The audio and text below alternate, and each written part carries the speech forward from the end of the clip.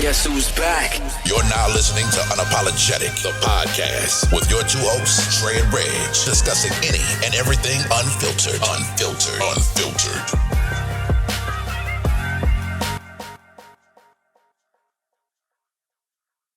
How you feel about that Kim Potter sentence? Man, motherfucking joke. Fucking joke. How the fuck? Make it make sense, man. Make it make sense, bro. I can't. I wish I could, but you know, same song we were singing a year ago or so. Yeah, and you know, what they give her 18 months? Yeah. And that's probably gonna be time served. Well, it was something along those lines.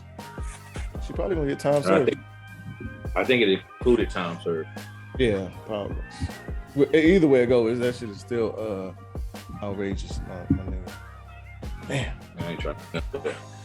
Same song, man. Same song.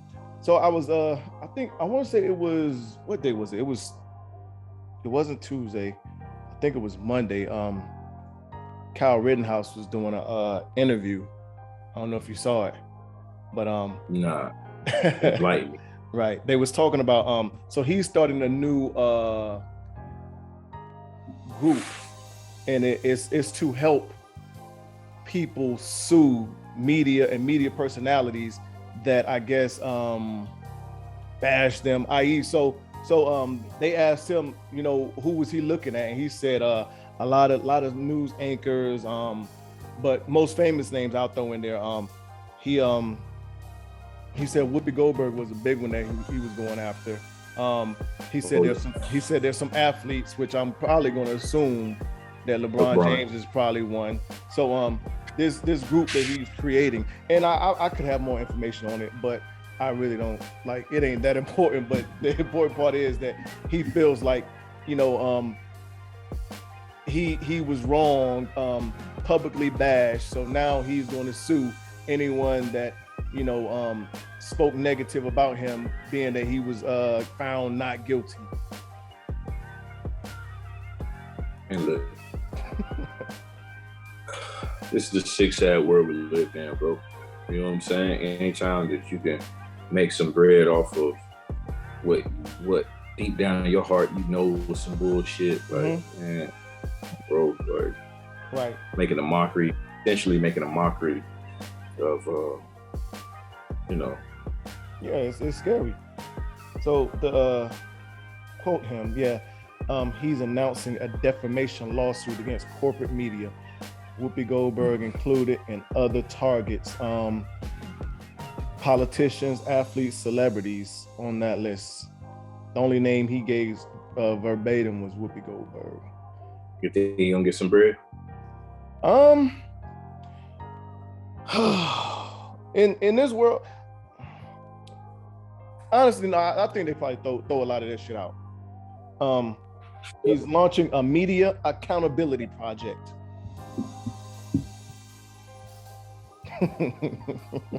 I know, right? Media accountability project. Let's get into it, man. What's good, everybody? Welcome back to another episode of Unapologetic, the podcast. Got your dynamic duo, Dre the Nomad, Reg the Prime Minister. We here, live in effect, coming live from Unapologetic Studios. Dre is at a location undisclosed. Yeah, for sure. Not for long. Don't worry. Soon enough. Not for long, man. What's up, man? What's going on with you? Man, I'm chilling, man. I'm good, man. I'm excited about this weekend. My homie Tip, her birthday this weekend, so we're gonna try to do something a little big for her. Celebrate another year on this earth. You know, as us Black people, we're not guaranteed a lot of them. So I mean, and that's something I'm trying to get into, because, you know, me, for the longest, a birthday is just a birthday. That shit can go by, man. I can sit in the house and be on the PlayStation and Right. chill and not do much. But I'm going to try to start enjoying more and getting out and doing more, man. Because even the older we get, you start realizing that these days are not given. I mean, they're not guaranteed. They're not guaranteed. There's plenty of people that that didn't make it past the age of 30, and even like even it might be some high school friends, partners that at the age you are now that's like terminally ill. They dying from like high blood pressure, cancer, all the other stuff. So yeah, man, we gotta start enjoying these days, man, and definitely stop taking them for granted. No doubt, man. I do want to give a big shout out to my mom, my lovely mom. Her birthday was yesterday, and she did the same thing. Appreciate it. She did the same thing. Nothing. I was just like, well, what you gonna do? You want to do something? No, I just want to sit in the house and just relax and enjoy myself. And which she's older. She's in her 60s, so of course. But like I said, I do think we have to enjoy these days and don't take them for granted. But what she did say, she's going to sit in the house, pray, relax, and just enjoy having a day off. So I was like, that's good. But we're gonna do something. We gotta do something. Yeah, you got even if you pull up on her, man. You know what I'm saying? Some flowers or something. You know what I'm saying? She gonna enjoy it. I bet you can pull up on her with the flowers. Say get dressed. She going upstairs quick, fast, and hurry to put that stuff on. Yeah, probably. We're gonna do something. So I just wanted to let her enjoy her day and not be bothered. So I let that happen, man. What's happening with you? Man, different toilets, same shit. You know what I'm saying? We in the single digits as far as getting back to the crib, man. It's it's bittersweet. It's bittersweet now that I'm happy to be going home, but it's bittersweet. Only because out here, man, I found a lot of peace, man. So now it's just trying to get back home, and not only peace, but find myself. You know what I mean? So now I'm trying to get back home and get back under the lights, if you will, get back on the field and start playing. You know what I'm saying? Yeah. But I'm happy though. I ain't gonna lie now. I'm happy. I bet. Ready, man. I feel you. It's always an adjusting period too. Coming back, and then you meet a lot of good people over there. You know what I'm saying, that you may never see again, but of course you're gonna want to keep in touch with a lot of people. But truth of the matter is, it's just hard to keep in contact with everybody. But even going over there, you gotta adjust to a whole bunch of other shit going over there, and and then coming back here, there's so much more in life going on that you gotta adjust to.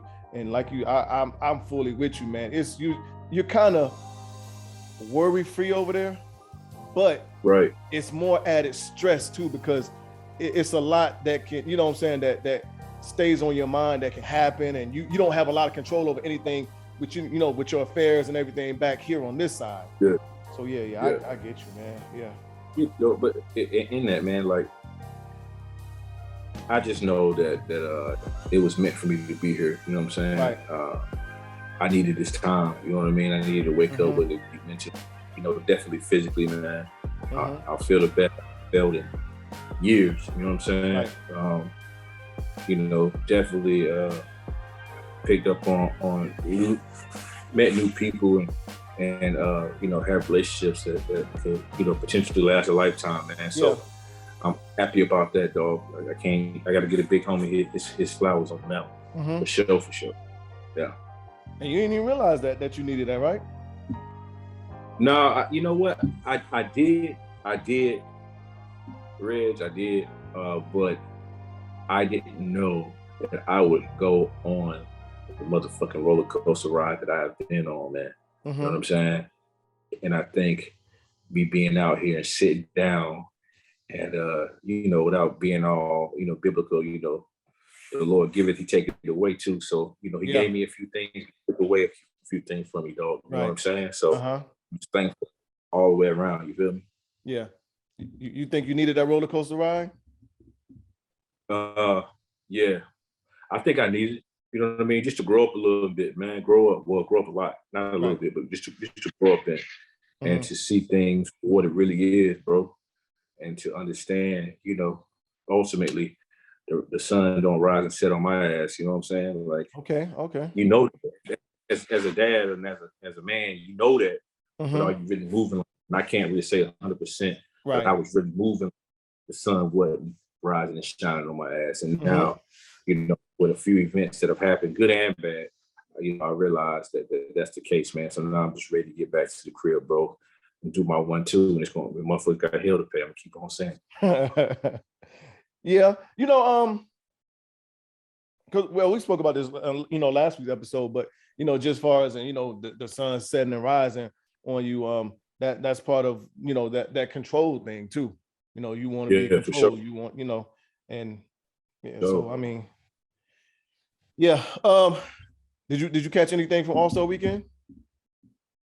I mean, I just caught the highlights, man. I'm really not into watching the All-Star game, and I think the last All-Star game I watched, I actually went to it when it was in Dallas. Okay. So after that, bro, you know, I really ain't. And that was KD's first All-Star game. You didn't go to Charlotte? To the actual, did I go to the actual game? Because I think I was over here, and I thought you had went because I thought you was like, damn, my nigga, you need to be here. There might have been somebody else. No, I didn't. Yeah. No. So I didn't go to the game. Okay. Right. But I did have an All-Star weekend. Okay. Yeah. I didn't go to the game, but I did have a, you know, that shit was nuts, man. Yeah, that shit was nuts. Did I go to that game?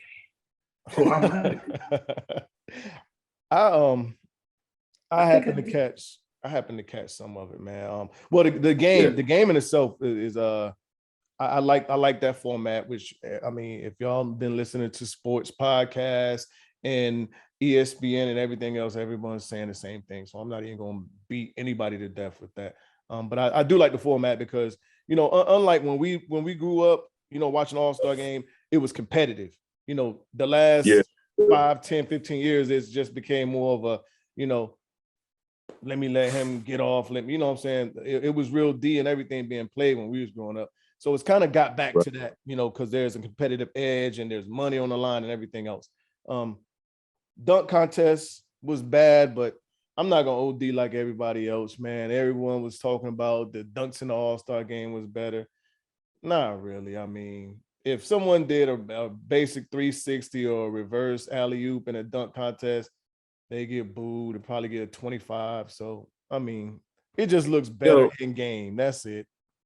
It does. And I put to you like this. I think that if them boys take some of these street dunkers and put them, you know, give them a little platform, you know what I mean? Like, obviously, they're not the same bread as, you know, NBA players. And so probably a few things that you got to look into, you know, insurance claims or all that other stuff. But the NBA got it. So that's what I would do, man. Like, bring some of these guys that's famous for dunking, man. Matt McClung wasn't in it, was he? McClung? Nah. I don't even think he's on the roster right now. I think he's in G League. Yeah, Matt McClung. Oh, okay. So that's who I was looking for to be in it, man. Like, you know, people give you job, Morants and all that stuff. Man, listen. So I was looking for McClung to be in it, and I wanted to see him show some boys, I think he would have won. Yeah, he probably could. If he's still getting up like he was in high school. Sir, I saw a video of him a couple of weeks ago in warm-up, sir. But you know, with the address. I see shit in warm-ups. I'm like, whoa, but you know, so I get what you're saying, though. Yeah, I get what you're saying. But I see shit in warm-ups. I'd be like, man, we had Juwan Howard, man. He decided to put hands on somebody. I saw that. Well, that's a Detroit guy, right? Yeah. And he from Detroit? Mm-hmm. They said Detroit boys don't take no shit, man. Hey, I saw it. I wish it wouldn't have happened that way, man. You know what I mean? Like, that's the last thing he needs. But at the end of the day, he's a man first now. Yeah. Man first now. He ain't taking no shit off nobody. Right. If we ain't taking shit off nobody, we can't expect him to do it. True. I don't care what platform you're on or what. It don't matter. When it's disrespect involved, hey, man, I'm going to check it now. Juwan Howard ain't no different. All right, so let me ask you this. When you say disrespect, what do you mean by that? I don't know what led to him. I don't know what led to him. First when they was going to shake hands and him pointing his finger at the dude. I don't know what happened. Like, okay. I'm not in tune with the sports talk radio and all that stuff on TV and all that. But what I did see is whatever it was, he was unhappy about it. Yeah. Okay. Right. Okay. All right. Yeah. Yeah. But I'm sure you can elaborate on what the issue was. So I'm with you. Allegedly. So it was 15 seconds left in the game. Yeah. The other team, they had walk-ons playing.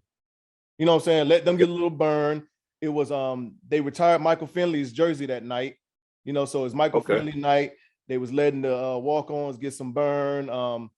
Like I said, 15 seconds left in the game. They were up like 17 points. Michigan. No, Michigan was down. Oh, they're getting their ass cut. Yeah, they were getting their ass cut. Wisconsin was up. They had walk-ons on the floor. Michigan still had 3 starters, right? I already know what happened. Go ahead. Decided to full court press. So Wisconsin coach, decided to call a timeout to reset the inbound clock or to get the ball, to advance the ball past half court. Juwan Howard had a problem with that. Basically, you're upstaging me. Why you call a timeout? You're up 16, 17 points with 15 seconds left. Oh, that changes my theory. Okay, that changes the. Okay. Go ahead. But I say, you play basketball. I play basketball. Whether you're on the winning side or the losing side, has teams came back from deficits before? Yeah, but I don't think no one's going to make up a 17-point lead in 15 seconds. Nah.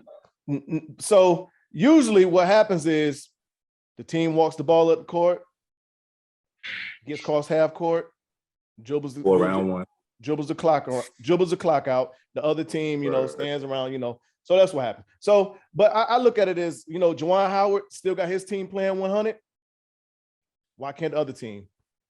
You coaching to still win the game. Why can't I coach to win the game?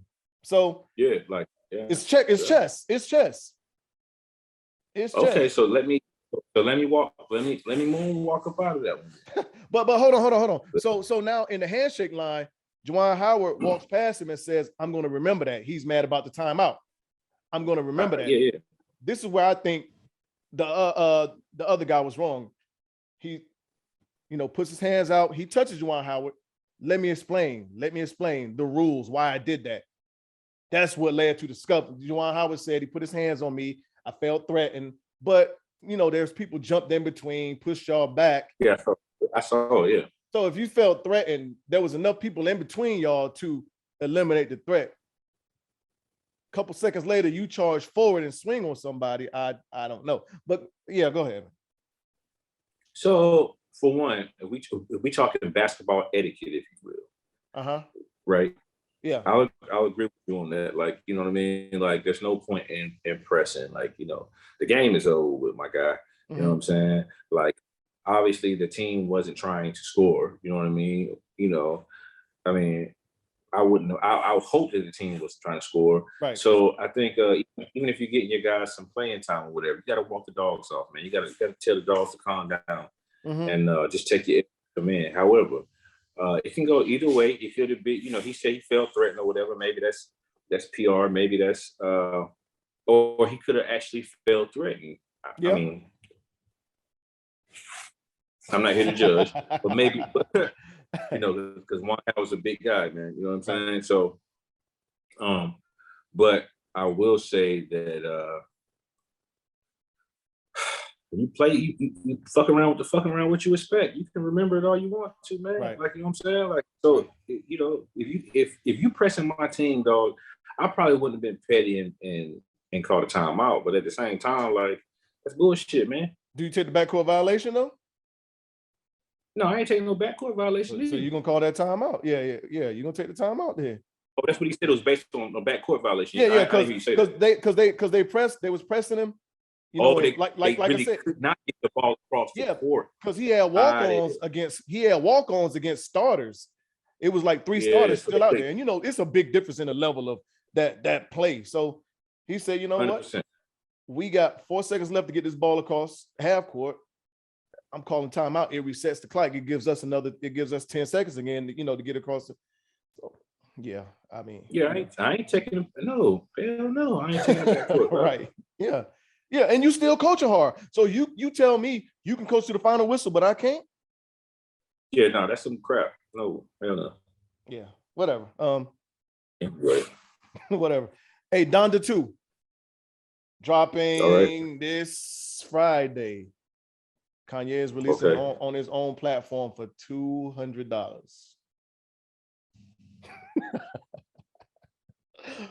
Woo. Well, so this is what's crazy. Like, is that going to be the only place that he drops it? Yes. But you know, there will be bootleggers and pirators out there. It's going to be. Yeah, I ain't talking about that. I'm talking about because you know, I supported the Proud to Pay that Nipsey had. You know, RP to Nipsey Hussle, right? So I participated. You know, I gave my $100 to Nip for the album early. You know what I'm saying?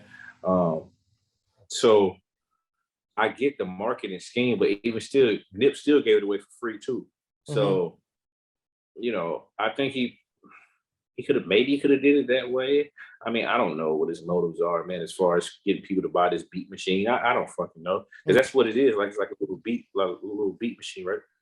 So let me stop real quick. I may have said that wrong. I think it might be on Apple, but not for streaming purposes. So Apple won't, I guess, get money. Money won't be made from Apple if it's on their platform for streaming. So you know, if you make an album, right, you only get like what 2, 3, 4, 5 cents off every stream or some shit like that. Yeah. You know, the pie is divided. So I guess if they have it, there's no money being made off of it. It'll just be there for, you know, listener purposes. He is selling which, I mean, I don't know. Like it still all sounds funny to me. I don't know how that'll work, because I'm going to get a free copy of it from wherever I get my music from. And if I don't, then I won't hear it until it's out there. Basically, I'm not paying $200 for Donda. That Piff and SoundCloud will have it Friday. Yeah, hopefully. But yeah, SoundCloud will have it Friday. And that'll come after I listen to Conway anyway. So whatever. Whatever. I'm not but Kanye is a genius though. We look at it and we may think, you know, wow, what the hell has he got going on? What is he doing? But I mean, the moves he make they are genius moves. Besides, you know, the other family involved shit that he got going on. But I mean, that's a story for another day. But I'm pretty sure there's been some research and marketing into this enough for him to say, I'm going to sell this album for $200. Of course, man. Listen, Kanye is very methodical in the things that he does, bro. Right. So I don't know. Like, that's why I started off with. I don't know what the reason it is, man. I really don't. But he's up to something, man. You know. So I had a homie go out there to the whole little shebang in the party last night in Miami. Yeah. I heard it was bad. I heard the sound system fucked up the entire night. That's what everybody was tweeting about. But well, she had a good time. Well, yeah, of course. She's a female in Miami. She better have a good time. She better. You know, I did. And people, you know, been giving like suggestions, recommendations. You know, hey, have y'all talked about this? Have y'all seen this? Someone asked about the documentary. No, I have not watched the Kanye documentary yet. But I will make it a point to watch it because I heard it was pretty good. Well, it's only one episode that's been out. Okay. The other one dropped today. Okay. So what is today? 22nd or the 23rd? Today's the 23rd. Yeah. Yeah. So it drops today. All right. I'll watch the first one. All right. So I heard it's pretty good, but I'll make it a point to watch. I just haven't. I got so much to watch. Snowfall come on tonight. You know, I'm a Snowfall fanatic. So me too. I'm glad you reminded me. Yep, newest episode. Well, season premiere starts tonight. So yeah, I got a bunch of shit to watch. But there was a debate after I forgot what happened. I think it wasn't after the Super Bowl, but it was Money Trees versus Pound Cake. And there was a poll on it. And by the poll, for those that don't know, Money Trees is a song by Kendrick Lamar off his first album featuring J-Rock. Pound Cake is a song by Drake on what's the name of the album when he's in the clouds? The same. Yeah, everything was not the same, something like that. Yeah, everything. Yeah. Whatever. That song is featuring Jay-Z.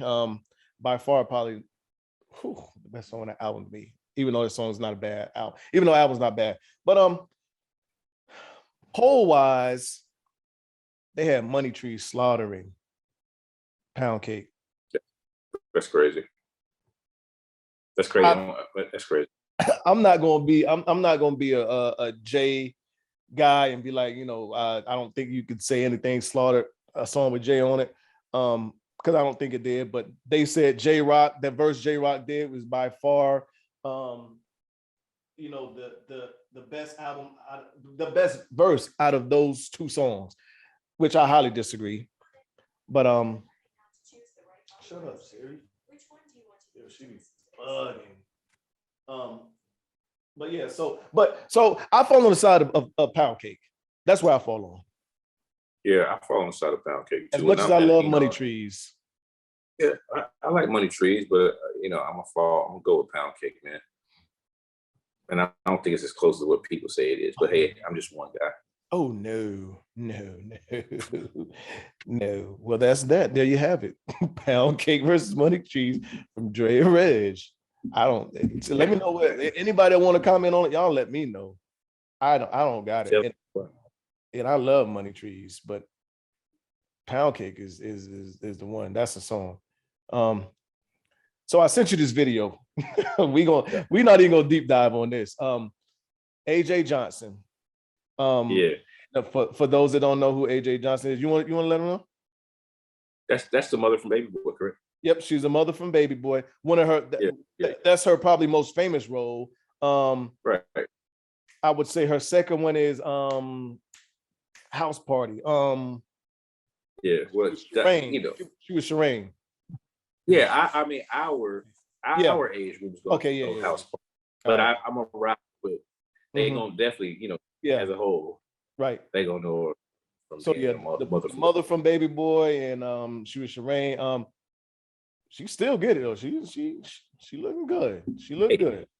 I had to look twice. Like 59. She's 59. Wow. So I'm gonna insert a clip in right here for the listeners and viewers, so y'all can hear what we hear while we talk about it.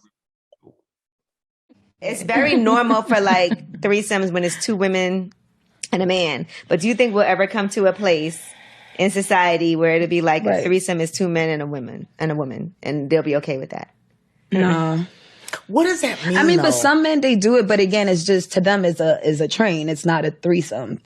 But even for women, a lot of women will never do that. Yeah, when they ask me, they're like, "Would you do a threesome?" I'm like, "Yeah, bring in. Let me pick the guy." They're like, "Wait, what?" Yeah, I get so mad. Yeah. I mean, not here for it. I've Let me only pick the done guy. that. Oh, yeah. Wow. And two men, mm-hmm. and they traded off. It was like they were friends, and they traded off. It's the best 50th birthday ever. Oh yes. Okay. And they traded off. So it was never like them together. Together. Okay. It was like they were flip flopping me. You know, one would please me, then he'd pass me to the other. And one would kiss me, and then he'd spin me around for the other. Oh. It was like a beautiful dance. Oh my goodness! Wow. It was Tennis like match. it was like doing salsa with two guys at the same time. Just like romantic and sexy, and never intertwined, but at the same time it was two. So they were friends with each other. They were friends. Okay. And I knew they were friends. Mm-hmm. And it was all about that Coco Patron. Oh, shit. The purple label. That coffee Patron? Coffee Patron. Cafe. That cafe. Yes. That cafe Patron. No, I've had some wild nights on that myself. That cafe Patron. So wait, so the next day, how did they act to each other, or like afterward? Did they ever acknowledge it, or was it just a one thing and nobody ever discussed it? No, we all went to breakfast, and it was like 3 friends that hung out and had a good time. It was weird because it's not like I was into that, and I had never done it before. It's a birthday present. But it was happy birthday to me. And it was like, okay. And as it was happening, I was like, this is happening. Like, I was like, this is actually happening. This is really a real thing. I would kiss one and he would spin me. I was like, oh my God, this is happening. And then I just kind of relaxed and let it happen. And the next morning we were like the 3 Musketeers. But the talk was threesome talk. You know, what's the difference between, you know, you having sex with 2 women or it be 2 men and a woman? Okay. And the majority of people say train. 2 men and a woman. Train. Okay. All right. But before we get into that, man, she said, for my 50th birthday. And you know, before we start, and I'm pretty sure Dre is, I'm all for women and their sexual liberation, their sexual freedom, however they want to do it, however they want to express themselves, whatever they want to do sexually. I just found that because it's not common that we hear, you know, a woman of that age say, for my 50th birthday, I don't know whether it was 2 young boys or it was two men in general. She said, I wanted to have a threesome with 2 men, and we had a good time. We was all friends. Yeah, they was friends. We was off that Patron, and we just had a good time. That was the first coffee thing. Patron. The first thing that stood out to me was the coffee Patron. Right? I'm sorry, I'm not trying to go off change the subject, but you know what, man? The general consensus is that this coffee Patron, something that I've never tasted, it just sounds disgusting. It does. But women like that. They do. Chicks dig the coffee Patron, man, and I heard that before I even watched that clip. I believe it. That's because the first. Most of them are Starbucks and Dunkin' Donuts. Frappe, mocha. So I can get it. I don't like coffee, and I'm not a coffee. I don't drink coffee. Yeah, me neither. Drink coffee. So sorry. I mean, I guess you know, a tequila with that coffee taste, it's probably right up their alley. It probably hop on your motherfucking back. It'd be too late too. Ooh. That's what it is. Yeah. Yeah. When you realize, by the time you realize you gone, you way past Come with me, gone. Come with me, But anyway. Yeah. Anyway. So cut you off. No, you would.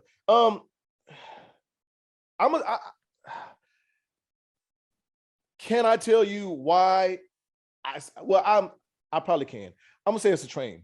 2 men, women. I can probably count on my hand how many times I've heard a woman express that they would rather be with 2 men than it be them, another woman, and a man. I can count on one hand. And it was weird to me when I've heard those, because the majority of women I know, like I said, they would rather be with another woman and a man versus 2 men and a woman. And, you know, they had their reasons, you know, and I don't know. It's just to each his own. Would I do it? No, I have never been in a room with another man naked and a woman. Yeah. Nothing I really, I've had plenty of threesomes. I'm an advocate for threesomes. I love them. I like them. But I just, you know, it's nothing, me and another man. And in fairness, I have never asked a woman for a threesome.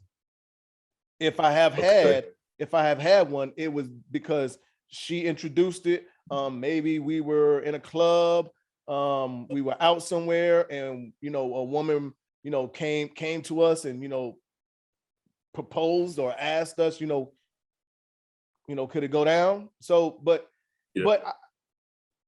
so I think for me, it leaves out that the same shit that they said on the video. Like, so if I ask you, you're gonna be like, yeah, I'll pick the dude. No, I'm not opening that door. So if you propose it, if you say, baby, let's have a threesome, Okay, yeah. The only way we having one is, you know, you can go find us a bad one. Girl, Okay. woman. Yeah. If you're gonna bring a dude in here, then we just not doing it. You the one that want to do it. You asked. Okay, that's fair. That's fair. You know what? I've never asked a woman for no threesome either, man. You know what I'm saying? You know, and think about, you know, I think why I never asked for that is because I always thought about it. If my wish is granted, is the expectation gonna be that it's gonna be another man? You know what I'm saying? Like, and then you can hold it over my head, like, well, shit, I gave you what you wanted. You give me what I want. And honestly, I'm not for it. I ain't gonna do it. Don't want to play with them. Can't coach them. None of that. You know what I'm saying? I'm cool. Yeah, bro. I'm cool. Yeah, I'm cool. So in it's not even fairness, a pride. Go ahead. I said it's not even necessarily. It's not even a pride thing. So that's why I just think I'd be gross. So I think I'd be gonna grossed out. Yeah. In fairness, I think we probably would say that, you know, we're not homophobe. It's just nothing that I want to, you know what I'm saying? I don't just, you know, the thought of me being alone in the room with, and women, y'all have to, for our women listeners, y'all have to take an accountability of man and masculinity and all other stuff. You know, me being in a room naked with another man, just, it's not, you know, it's not my thing. You know what I'm saying? Whether it's one of my best friends, one of my brothers like you or whoever else, it's just women, y'all a little more open and free with each other. Y'all will get dressed in the same room. Y'all will be naked asking them how this look or how that look, half dressed. You know what I'm saying? You'll never catch me and Dre or me and Caesar or me and Smurf or anybody, you know, in the same room, you know, trying on clothes or a fitting room together, none of that shit. So there's kind of a difference in that aspect. But yeah, no, it ain't down like that. Nah. So here's a question I have for you. Do you think that is something that a lot of women think about or they want but don't I guess necessarily speak on it because of how they may be taken or how, you know, it'll be perceived?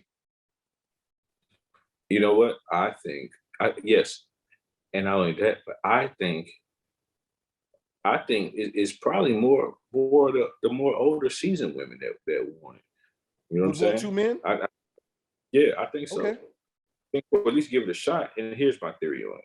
So, by season, I mean experience, right? And by experience, you know what I mean? Yes, you're still a woman and you might be a one-woman man or whatever, but we all fantasize, bro. You know what I'm saying? And I think maybe, possibly, I don't know, maybe just throwing it out there, maybe we should have a woman on to clarify, you know, soon. Okay. But, you know, I think at that point, I think an older woman probably is going to be more in tune and want to explore more. She's done had this dude, that dude, or whatever the case may be, maybe possibly. So yeah, I think it might be the older population, man, that may want that. That's women. Right. Okay. And that's an interesting thought. That's an interesting thought idea. I mean, because we all do have things that we want to try or clear off the bucket list or whatever. So and some things are a little more taboo than others, like the unspoken, you're not going to speak on, you're not, but yeah, that's my thought and thoughts on that. It is man, woman is a threesome. I'm saying that. No matter what. Man, woman is a train. Well, we're gonna call it a train. Yeah. I mean, because we know the street gonna call it a train, but at the end of the day, it is a threesome too. And if you're down with trains, then you're down with trains. That's your prerogative. Nothing bad about it. But it's a train. We're gonna call a spade or call it what it is. It is a train. Right.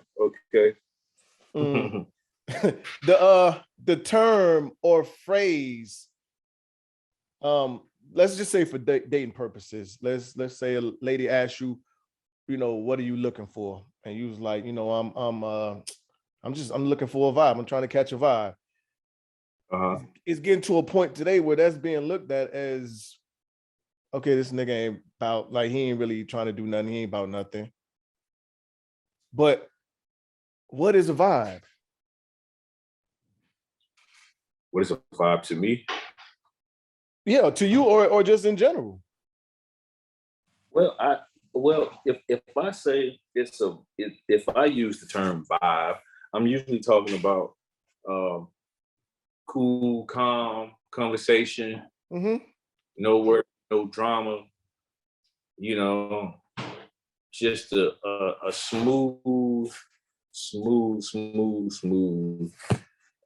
I mean, I don't know if you call it a date or whatever, but whatever it is, it might even be a date, but just encounter, if you will. Might be a little music playing, drinks might be on. I think for me, again, I think the key and vibe is the conversation. Right. And in short, it's a connection. I'm looking a vibe is a connection. You know what I'm saying? So if you trying to vibe with someone or that's what you're looking for a connection, which ultimately leads into other things that could be greater. Yeah.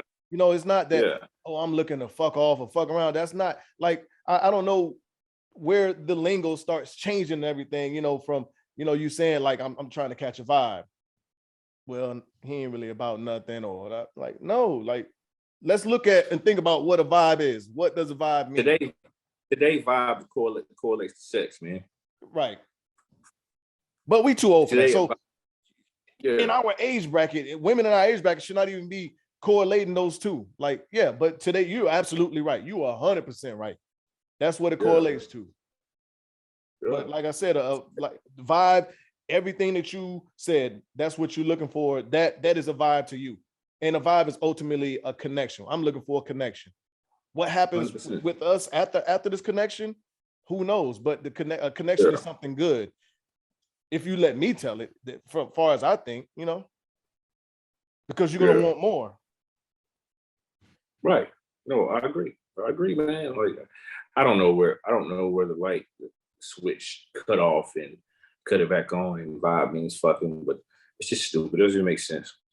Right. And the power of social media will turn anything positive into something negative.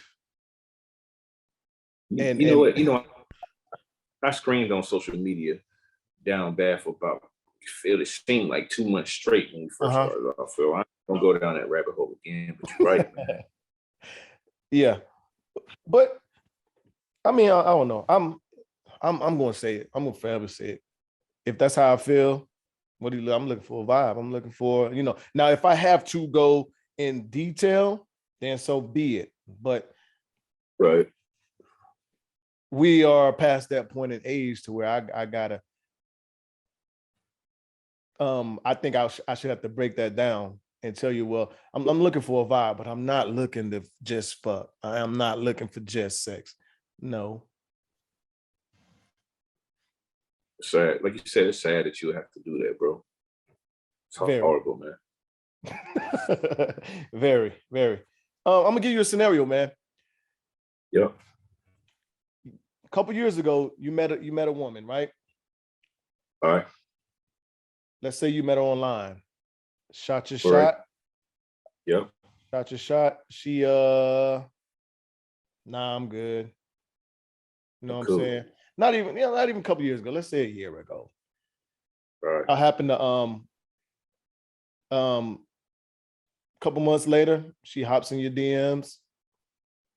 She's saying all the right things.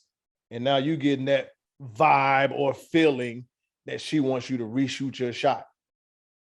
Okay. Because I guess you posted something that she might have been feeling. She might have saw videos like, all right, this nigga dabbing there. He looking all right. Let me see what he's talking about. Okay. You asked me, am I doubling down? Yeah, are you doubling down? Do you entertain it? Do you reshoot that shot? Or does Miss have to shoot her shot now? Yeah, you got to show me now. I'm with you. Hey, why are we like that? Wow. Well, I know me and you, but not men in general, for those that are listening, but you got to show me now. Like, I ain't gonna play you though, but I ain't gonna play you though. Mm-hmm. I ain't gonna play the woman. You know what I'm saying? Yeah. I'm gonna keep it. If we start conversing or whatever, back and forth, text, whatever the case may be. I'm not gonna play you. Right. But at the same time, I'm gonna be reluctant to jump back over and shoot my shot again. Like it's just, it is what it is. And it does. And let me clarify, it has nothing to do with the rejection or whatever. Like no, it's just now, or no, it has nothing to do with fear of rejection or being, rejection being a big part of you or whatever. Like it doesn't really make a difference to me. Like you can shoot your shot, shoot for the stars. Sometimes you're like, damn, it is what it is. However, now I want to know what has changed. Why now? Yeah. And I will believe you when you tell me why now. So in that, I'm gonna make you show me why now. Bad. I echo everything you said. I would treat it like it's a friendship. Yeah, for sure. That's So what I'm saying. like, if there's gonna be more, you're gonna have to introduce that to the conversation now. Exactly. Because I wanted more. Because I could friend zone the shit out you. Absolutely. My friend zone game is so awesome. Yeah. So if there's gonna be more, you're gonna have to introduce that to the conversation. And then we can go and we can figure it out from there. But I took my shot. I don't, there's not a lot of shots I take. I'm not in every woman's DM. I'm not hollering at every woman. So when I do, trust and believe you're something I want. Okay. And like you said, it's not about the rejection. But it is, I was rejected. So in that sense, okay, this ain't what you want. You come back, maybe it's a friendship you want. How am I to know? I don't know. But facts. But I'm not going down that lane again so if more is going to happen, it's going to be because you introduce it. It's something that you want. And baby girl, you might have to shoot the shot. Because like Dre said, you're going to have to, we got to talk about it. You're going to have to tell me like what's different now. What's different? Yeah, what's different? And not even no crazy ass, going back and forth or you tried to, not even like that, but just a simple conversation. Right. We're here, but we could have been here. Right. Months ago, as you said, or a year ago, or whatever the case may be. So, what changed, man? What's going on? True. And I don't want any of y'all to think that we're contradicting ourselves because we said last week or the week before, timing, right time. It very well may be, but like we said, that conversation has got to be had. Like, why? Okay, why is the time right now?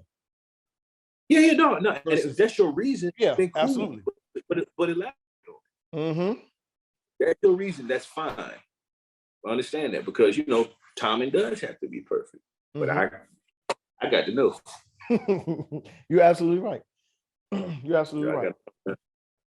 And even her. So I think for a woman, even you taking your shot ain't necessarily her having to, be like, my nigga, what's up? What we gonna do? Like, like you can put yourself in a position to make it be known, like, look, I'm feeling you. I want to do something. So the man in turn is like, okay, this ain't just a little friendship she's looking for. You know what I'm saying? She want to go out. She came over the house. You know what I'm saying? We doing, so yeah. It ain't necessarily you taking a shot. You could put yourself in the position to where the man is taking the shot again. Without him even knowing it. That's real. No, that's real. Man, I think. Go ahead. No, I think that's what it's ultimately. That's what it's about. Whether or not how she plays it, put the ball on her court, man. Yeah, how she plays it. Right. Moving on.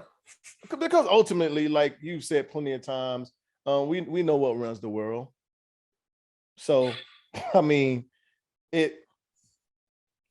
but there are times that us men can manipulate a situation, and for me, that would be one of them. Yeah, for sure. I'll double down until we figure out what the fuck is going on. Yeah. The power of the tongue, man. I'm pretty sure you have been in some situations where some things have been said that cannot be, well, anything that's said cannot be unsaid. Facts. I have been in some relationships where a young lady has spoken ill on my children during an argument. I've been in a couple of them. And Really? we're men, so we're just gonna talk on the man aspect. Women, I'm God pretty have mercy. God have the person that ever on a woman that ever does that to me. Women, if y'all don't know, y'all gonna hear it here. Y'all have some very sharp tongues, and y'all know in those circumstances, situations, y'all know how to use them. But I think when a man is in love with a woman, she's probably one of the few women that can actually say something that really, really she know how to cut you deep versus other things. And so, and a lot of those things, like there are women in my life that I dated that I could probably say were some good women. Yeah. But during an argument, all it takes is that like one thing. Yeah. Do I know if you mean it or not? I don't know. We know a lot of people say shit when they're mad and they just want a reaction out of you, but there's a couple things you don't touch. Yeah. And for me, my mom and my daughters are one of them. Well, two of them. Yeah. Yeah. For me, definitely my kids.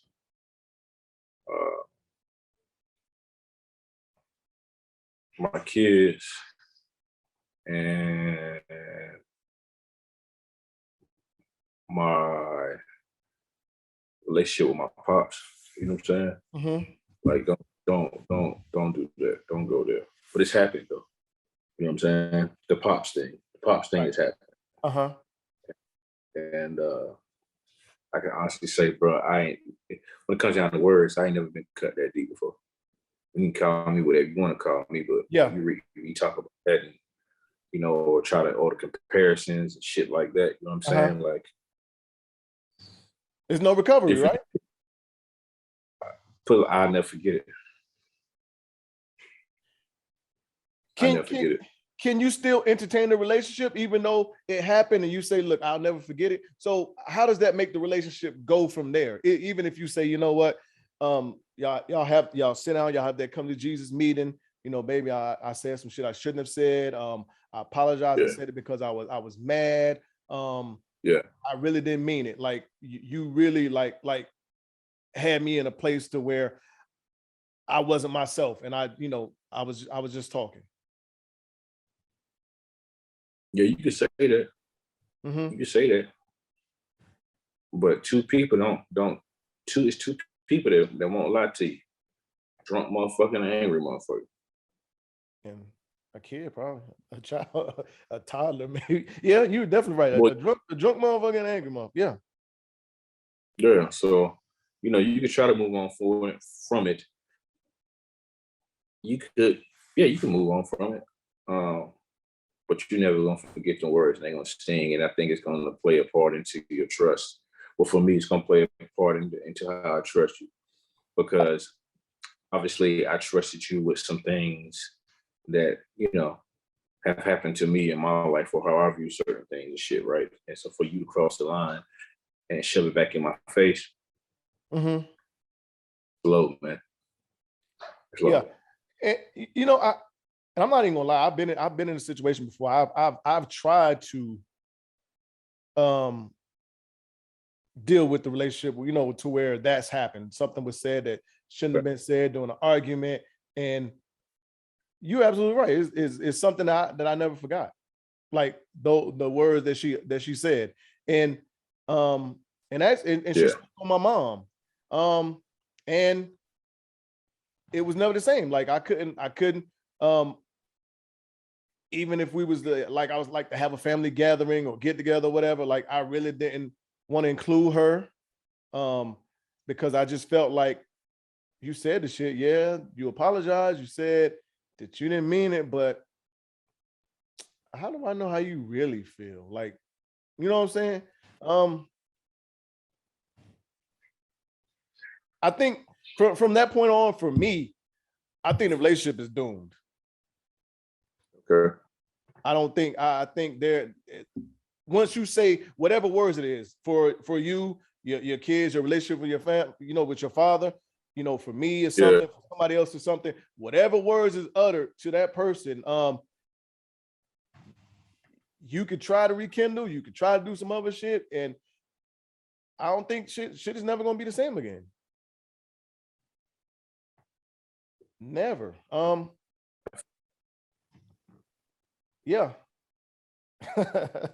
I don't, and and there's plenty of you know. Oh, so to go on what you just said, just the whole, you know, something that happened in your life or that you feel a certain way about, sharing that, and for someone to throw that back up in your face in the heat of a argument or whatever, I think that's the ultimate. But then they'll ask and wonder why some of us are so, I guess, don't share a lot of emotions or personal, you know, experiences or traumas. You know what I'm saying? Yeah. I think that has a lot to do with why I'm closed off, man, to people. You know what I mean? I think it does. I think it has a lot to do because I've had it happen plenty of times. Yeah. Well, I can't necessarily say I've had it happen plenty of times, but it happened to me by a person that I never in a million years, given their background, would do. Would say, believe that, you know what I'm saying? Yeah. And but I didn't even say anything slick back, you know what I'm saying? Because I just don't believe in chopping, you know, the tit for tat. It's just something that I've never understood. I think we talked about that before. So right. I let it ride, you know what I'm saying? But I ain't gonna never forget it. And ladies know how to get it, but they and I'm pretty sure it's men out there that do that. I know some women that have experienced it from men for years. You know, you are 100% right.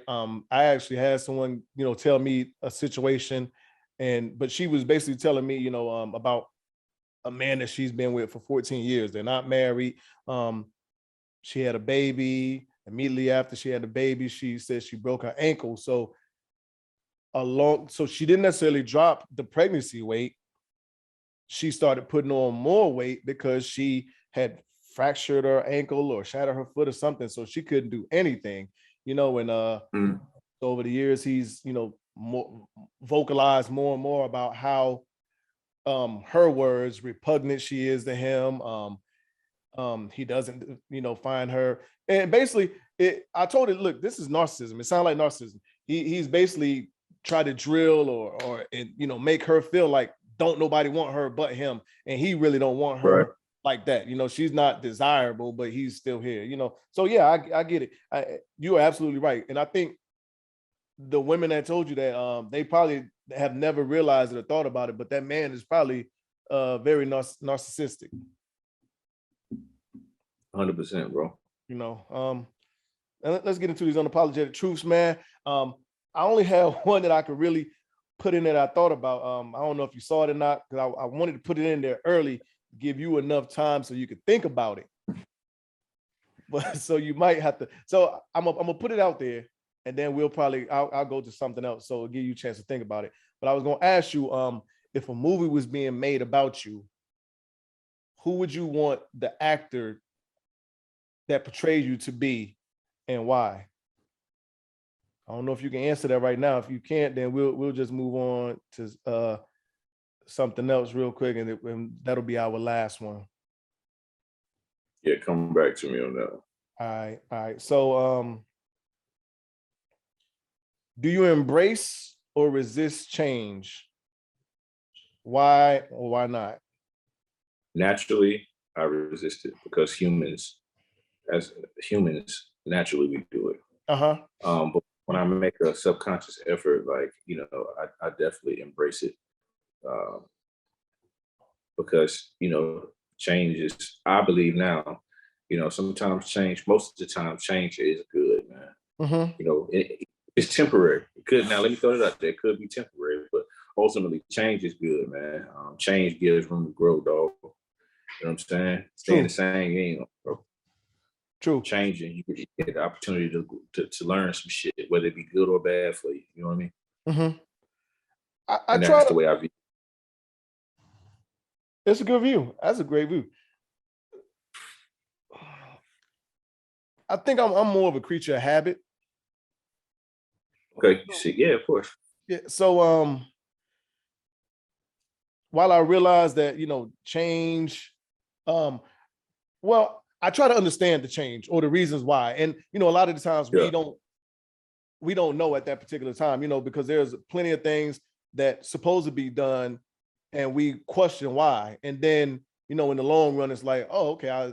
So I try to understand why, which is not always the best, but I think I tend to resist it unless I see at that point in time, like, why do I need to do this? Or why should this be done, this way instead of the way I've been doing it, for however long. Okay. I don't know if that includes habits or not. You know what? I'm gonna give you your flowers on something, man. We was at I think I came to, it was either a housewarming or it was something y'all had did. It might have been a cookout. And okay. While we pick up things here and there from, people that, we care for and love. Yeah. And while I go out on dates and everything, food come out, pray for my food, whatever else, blah, blah, blah. But there was something you did during this barbecue or cookout, housewarming, get together, whatever it was. We all joined hands and you led the whole room in prayer. Yeah. And that stood out to me.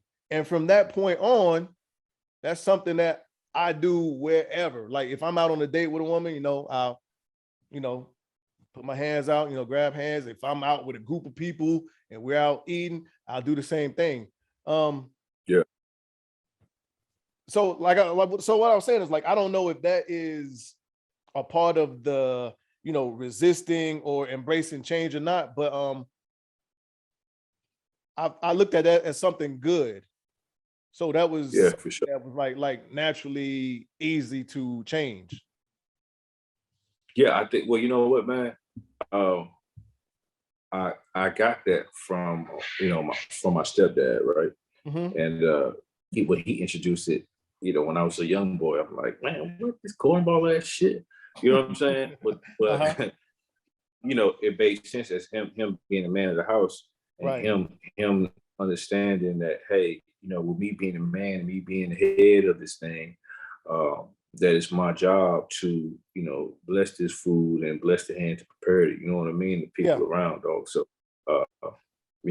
I make sure that I do that, man. So yeah, for sure. That's crazy, man. That was years ago. Yeah, it was. Probably about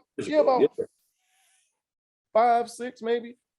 Yeah, that was years ago. I know exactly what you're talking about. That was years ago. Yeah. And it's to the point now, when I'm out with friends, they'll be like, well, we can't touch our food until Reggie say the prayer, until Reggie bless the food.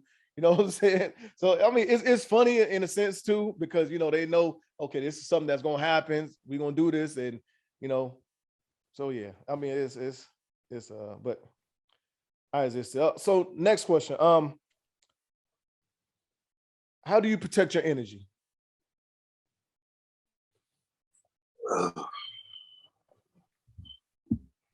I protect my energy by really, really, really today, now.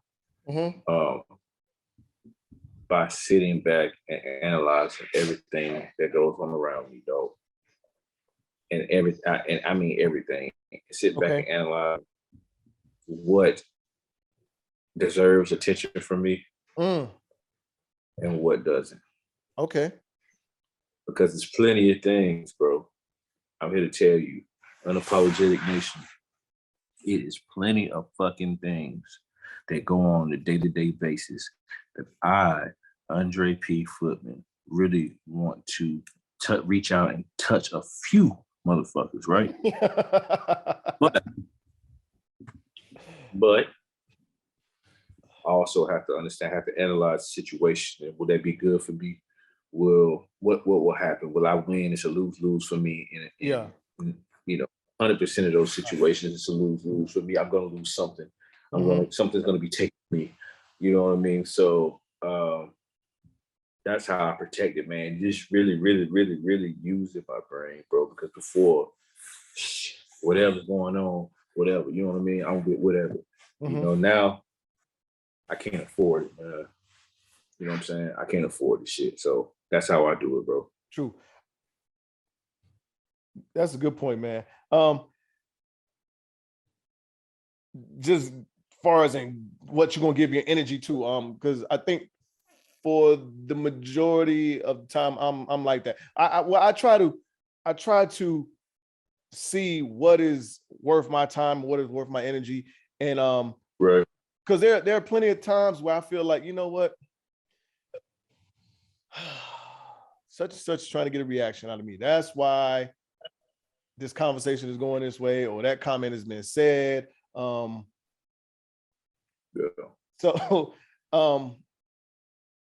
for me, that's the biggest part. I choose more what I'm going to give time and attention and energy to. I don't like arguing. You got it, a motherfucker to death now. Yeah. Okay, I'm good. You cool, and I've learned that for a lot of people, that makes them more upset than, you are, just because you're not giving whatever the time and attention, because they want to go back and forth. They want some kind of dialogue, whether it's negative or positive. For them, because it might be positive for them to have an argument or a debate with you. I'm good. I don't got time for it. Nah, I'm cool on it, man. I'm cool on that, though. Yeah.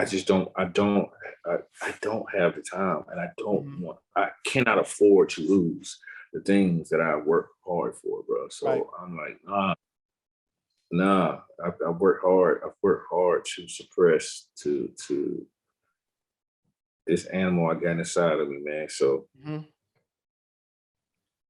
there's a lot of people out there that want your energy, or they are low on energy, and they want to drain yours and bring you to that energy level that they on. So for sure. Yeah, I'm not gonna play that game with them.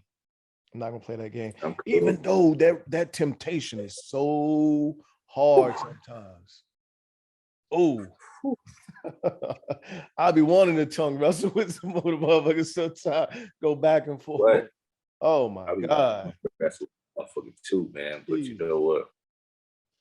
It don't be worth it, man. Half the time, really don't be worth it, man. Nothing come out of people, they want to believe. People have their own views. It's hard to make people switch their views that are closed-minded. And a lot of people closed-minded are stuck in their own ways. They all go hand in hand. So what are you wasting your time for?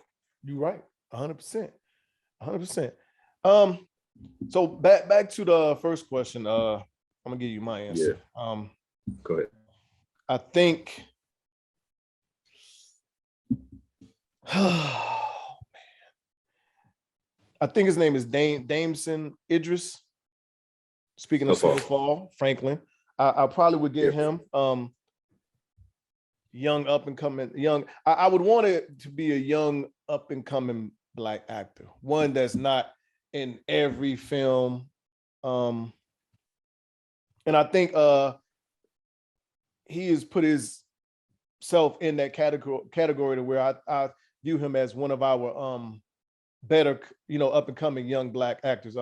There was that one episode in Snowfall where him and what's his homie name with the afro? Kev. Yeah. Is that Kev? No, Kev was the one that died. Is it? In the earlier seasons, I think. Kev was so off topic real quick. Well, still kind of on topic. Interesting fact, but you may have known this. That dude Kev, the one that played that role, he died earlier. He is Tookie Williams' nephew. I didn't know that. Yeah, I found that out I want to say a couple weeks ago. Okay. Tookie Williams' nephew, and he is also he plays in Kanan. That's the same dude that playing Kanan. He's not the wild brother. He's the smooth one. I don't know how much of Kanan you watched. I don't really watch Kanan. Okay, all right. So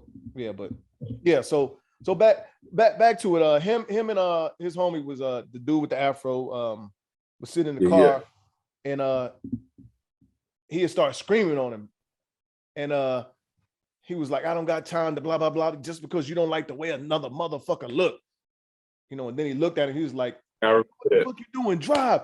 That whole episode right there, I'm like, that nigga put on an acting clinic. That episode to me. Now that I think about it, but yeah. So if I was to pick a guy, someone to play me, it would be Damson Idris, and if I was to go older, someone more established, maybe a Mekhi Phifer. I don't know. That's funny. Yeah. Okay. All right. So for me, it would be I would pick Wood Harris. Okay. I would pick Wood Harris to play me. That's a good pick. That's my guy. Hell of an actor. I would. Yeah. I would get him to play me because I think the parts of the movies when I go off on my temper tantrums and shit, I think he'll go crazy. Okay. I think he'll be nuts. I think he would be able to capture it. Not to stop you real quick, but I could see it because you have that laid back side, that smooth side, and then of course you have that other side. So yeah, I can see it. Yeah. So that's who I would get to play me, man. I can't think of another guy that would even nail it. Yeah. He's diverse too, very diverse. Very, bro. Very. And for those who don't know, that's Ace Boogie from Paid in Full. Some don't know. Right. But yeah, that's what I get, man. So let me give this quick little Black history fact, man. There's a African guy. He was a World War II hero. His name is Job, J-O-B. Last name Maseko, M-A-S-E-K-O. Talk about him real quick because he is an African soldier. So back then, of course, like I know, and a lot of people don't know this, but the African army was primarily owned by white men. Right. Most of the blacks back in that time, World War II, were not even allowed to carry weapons. The only guns and weapons they was given was knives and spears. The whites had guns and everything else. So Job Maseko during World War II, he was captured and he became a POW by the Nazis, right? During his time, he taught himself how to make bombs. So he took a bunch of cans that had condensed milk in them. He used the cans. He put gasoline in them. Made a bomb. He blew up a couple Nazi ships, and he escaped. Yep, blew up Nazi ships. He escaped. The POWs that was with him, other Africans, white and black, escaped. So with that, he sunk ships, which ultimately helped.